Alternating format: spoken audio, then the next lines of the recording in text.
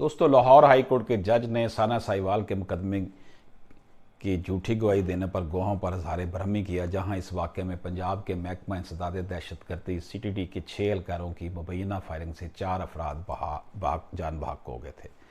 Lahore high court میں ثنا ساہیوال کے ملزمان کی بریت کے خلاف پنجاب حکومت کی اپیل پر سماعت ہوئی، جہاں مدعی مقتول خلیل کے بھائی محمد جلیل اور تمام 6 ملزمان صفدر حسین، احسن خان، محمد رمضان، سیف اللہ، حسنین اکبر اور ناصر نواز عدالت میں پیش ہوئے۔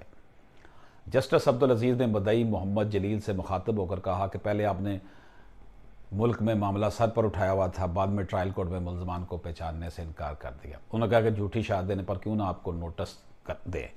محمد جلیل نے کہا کہ میں وکیل کرنا چاہتا ہوں، جس پر جج نے استفسار کیا کہ وکیل بعد میں کر لینا، پہلے یہ بتاؤ کہ عدالت میں یہ کیسے کہا کہ ہم کیس کے متعلق کچھ نہیں جانتے۔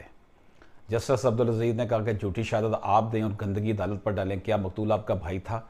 عینی شاہد وسیم بھی آج کی سماعت کے دوران عدالت میں پیش ہوئے اور دعویٰ کیا کہ مجھے district police officer D P O Sahiwal نے یہ بیان دینے کو کہا تھا۔ لاہور ہائی کورٹ نے D P O captain retired Muhammad Ali Zia مدعی جلیل کو ٹرائل کورٹ میں جھوٹی گواہی دینے اور دیگر گواہوں کی حقائق چھپانے پر نوٹس جاری کر دیے گئے۔ اجازت دیجیے، اللہ حافظ۔